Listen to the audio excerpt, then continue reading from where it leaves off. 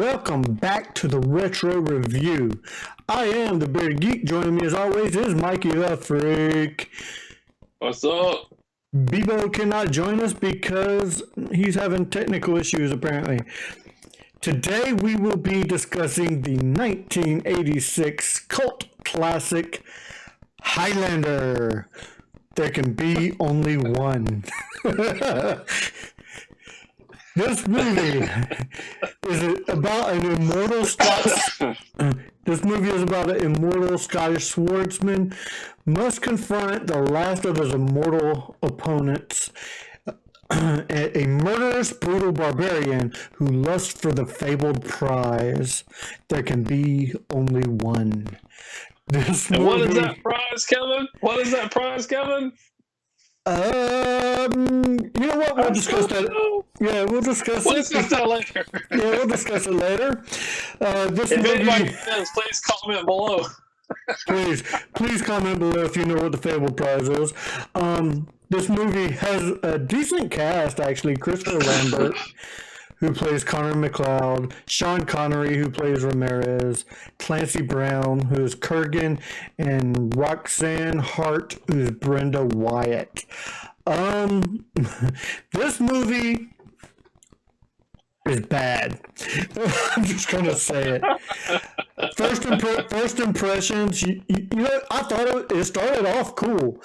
I like wrestling, so it started off in a wrestling arena with the fabulous Freebirds, Michael P.S. Hayes, and everything. So I'm like, oh, okay. I don't remember this. This is kind of cool.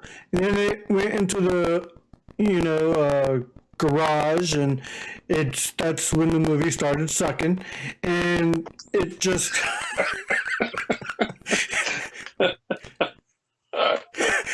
this movie is all about it goes back and forth between old Scottish times and today. Christopher Lambert, he's an immortal, he can't die, so it goes back to then to now. It flip-flops, sometimes kind of abruptly, and it's about he's an immortal and there's other immortals as well, and the only way they can be killed is if their head is cut off with a sword. And there's this magical power come around them, and they get this rush of adrenaline type feel. It's the effects on it, I will say, the effects on it kind of suck too. But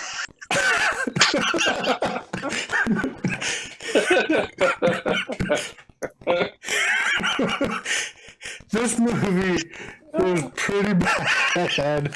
Guys, I just gotta say, Kevin's speaking the honest truth. You guys have to watch it, and once you watch it, you guys will understand why we're laughing so hard at this movie.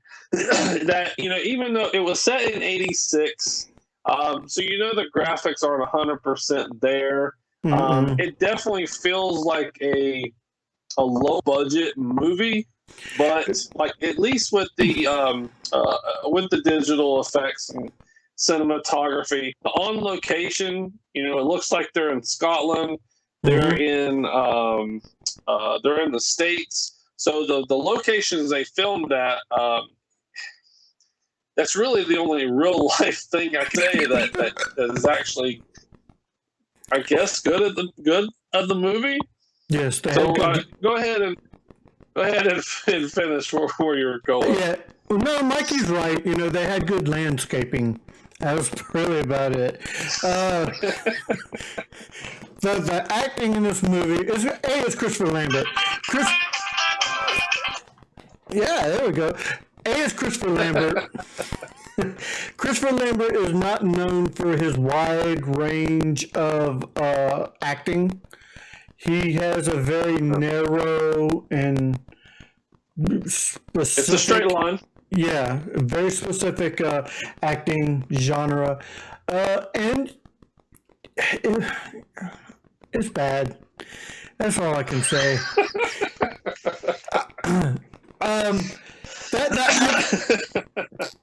This movie was brings it up with Sean Connery. Sean Connery's acting in this was amazing. I mean, for what he did in this movie, he made this movie as good as it can be. Without Sean Connery, this movie. I'm not going to give my final assessment on this movie, but without Sean Connery, this movie, I have.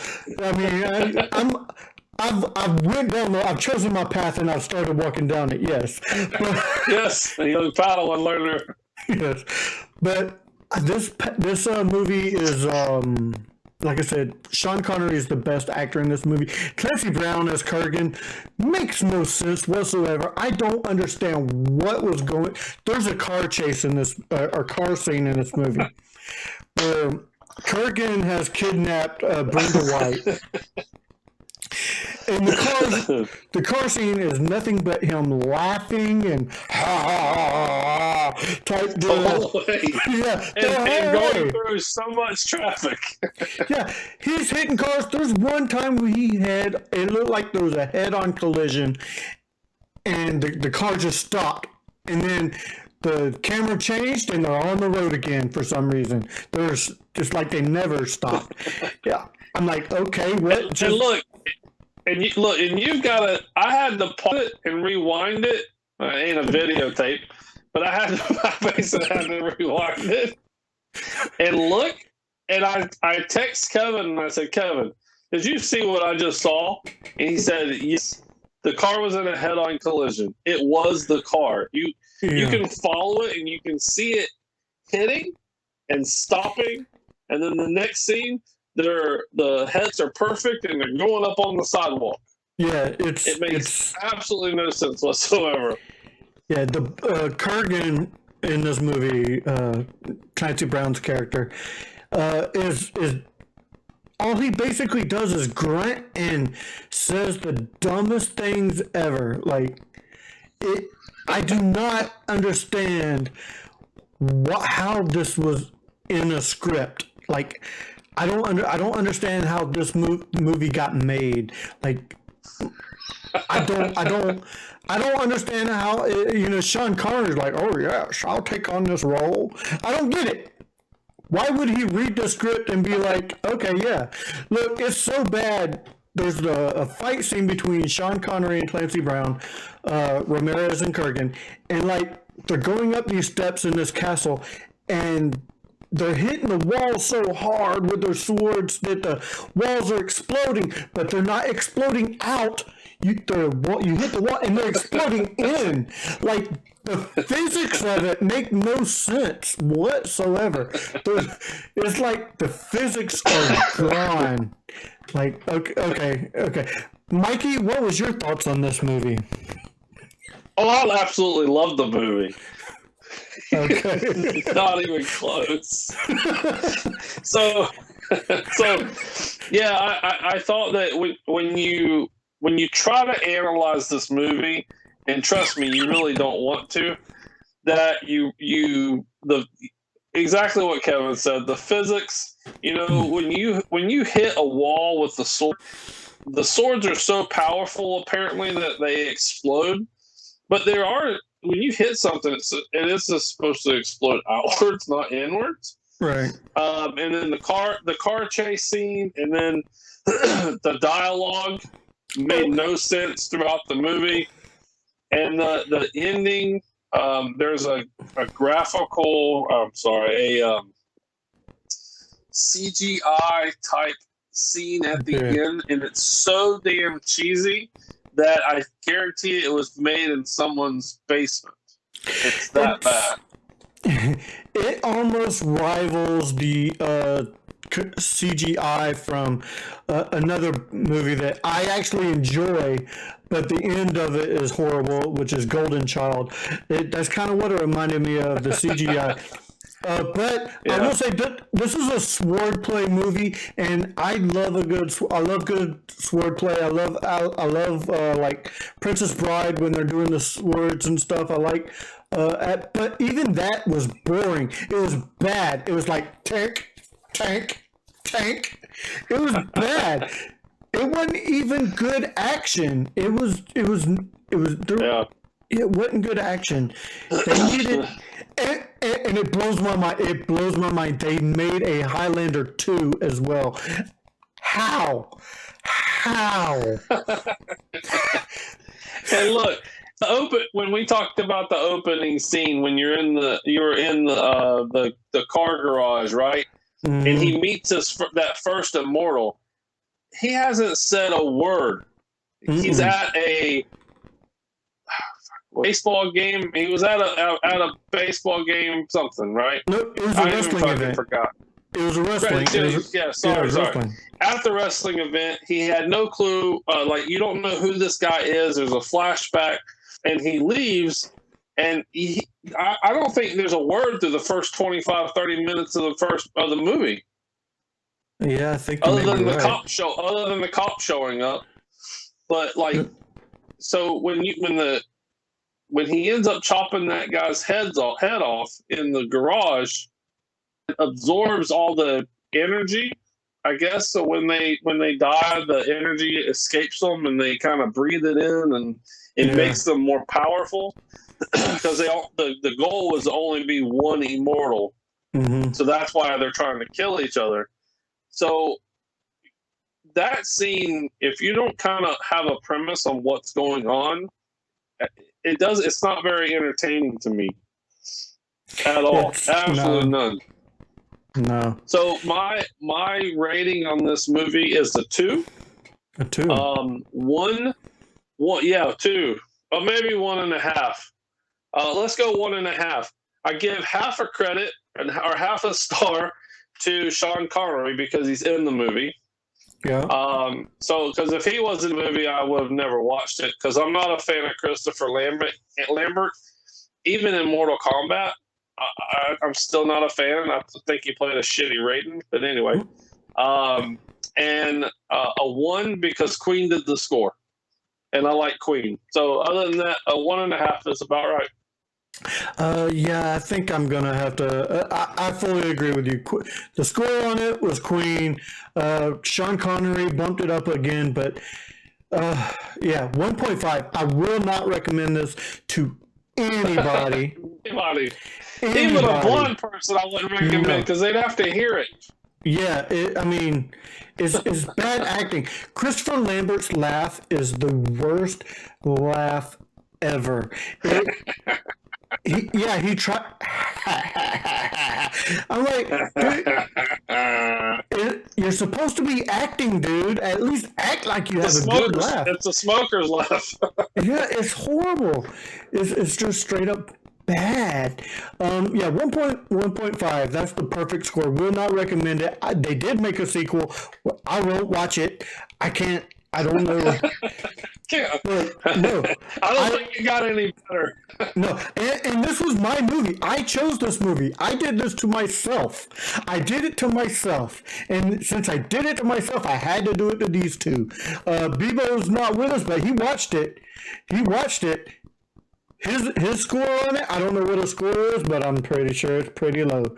His comment in our private chat was, "I'll never get those 2 hours back." So, or 2 hours wasted or something like that. It was bad. Yeah. 2 hours of his life is gone. Yes. Do you have any interesting facts or anything about this movie? Well, anything in the facts is interesting other than the movie itself. The one thing I thought was good, and it kind of saved their career, was there were several A-list actors that actually were given a shot at the role of Connor McLeod, which was Christopher Lambert's. I don't think it would have made the movie any better, but with one of these actors and Sean Connery, it might have. Let's see, Michael Douglas, Sam Shepard, Kevin Costner, Sting, Mickey Rourke, Kurt Russell, who actually pulled out of pre-production. Smart move, man. Yeah, smart move. Good move, Snake. Good move. But I would have to say that he probably pulled out of pre-production to film Overboard, So maybe not much of a better movie. Listen, but he did work with his wife, Goldie Hawn, at the time. I would much rather watch Overboard than this movie here. I would too. I like Goldie Hawn in that bikini. So anyway, and then Mel Gibson. High five on that.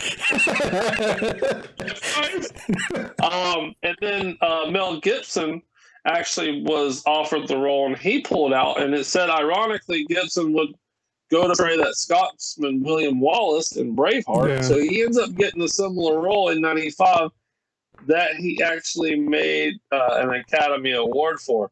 So this might have been an Academy Award if he had went ahead and did this one. But he saved his career. Another one I'm going to give you is one more that I thought was very funny.